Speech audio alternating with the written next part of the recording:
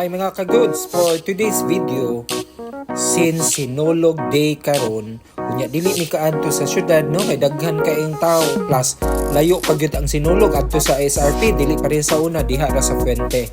So padung mi karon sa north, naami adtoon nga Santo Niño Shrine sa Lady of Manaoag sa Carmen. But before that, maniud to sa mi dito sa Nora and Noel's Restaurant sa Katmon. So kaning sa Nora's Restaurant, famous ni sila sa native chicken, sa puchero, ug lain-lain pa nga klase nga sudan. So tara, biyahe ta padong north. So mao ni siya guys, nilabay mi og Danau, no, kay gagikan man ni Compostela, so nilabay mi Danau, Carmen, Katmon. So nanami karon sa Nora and Noel's Restaurant. So mao ni siya ang restaurant nga nag-serve og native chicken o puchero, no? Pero daghan po og klase pa nga pagkaon nga ilang gina-serve. So kuyog na ako akong family, mga pag-umangkon, mama o papa. So nanami karon again sa Nora and Noel's Restaurant. So na-meet gyud namo ang tag-iya mismo nga si Ma'am Nora nga tara. Hi ma'am. So mo na siya gyud amo abi-abi nigsud nimo sa restaurant, no? So naa gyud na siya permanente sa restaurant. So naapoy whole chicken, no? So naay kanding, sinugba. So daghan gyud og choices of food nga kapilian, but their best seller of course is the puchero and the native chicken. Kay mao man ang specialty dinhi sa Katmon. Guys, so we're here now sa Noel's Restaurant here in Bacaas, Katmon City.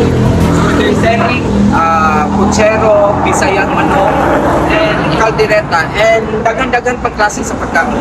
Tara, let's go inside. So guys, one of their specialty is the bisayang manok. Oh, wow.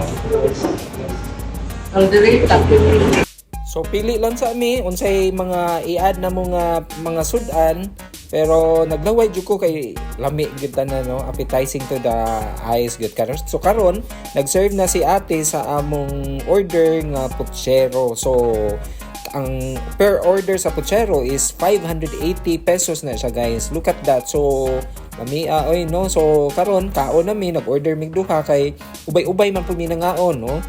So again, instead of going to city for the Sinulog, ni-decide mi nga moadto sa Carmen para mudagkot dito sa Our Lady of Manaoag and Santo Niño Shrine. So before that, nilahos mi sa Katmon para maniudto dinhi sa Nora and Noel's Restaurant.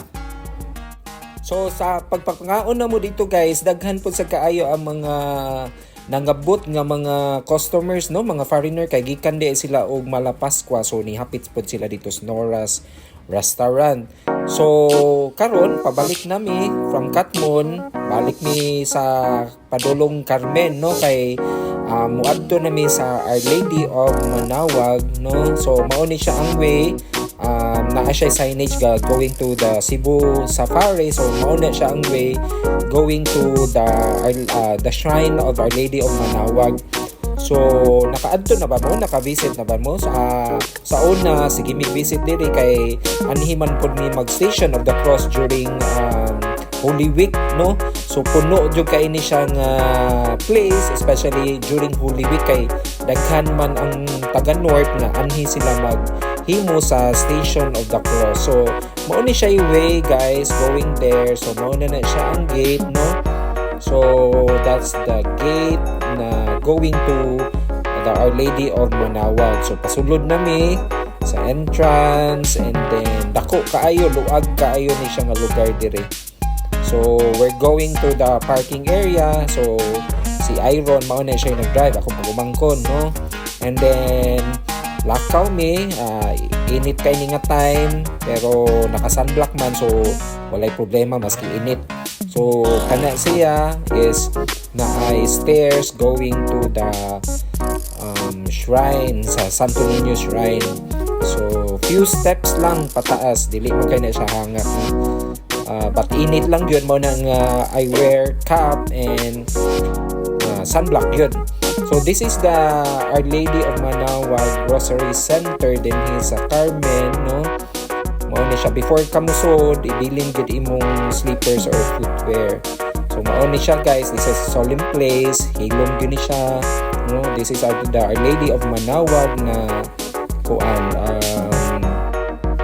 altar.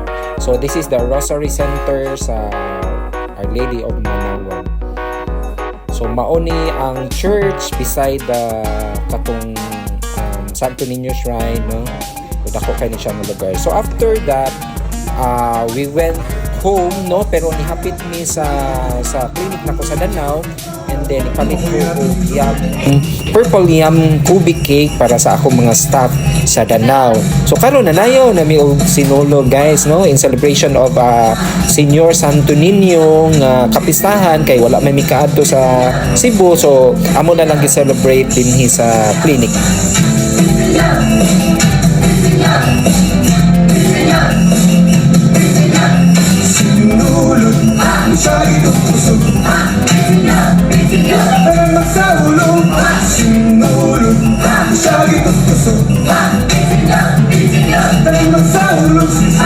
So mao na siya ang traditional dance sa Sinulog, no? So ingana day pagsayaw, but dili man na bago sa ako kay I used to dance that during high school, no? During mga presentation namo sa una. So that's it guys, thank you so much for watching, and please subscribe to my YouTube channel Ryan Cruz MD. I'll see you in my next vlog. Bye bye.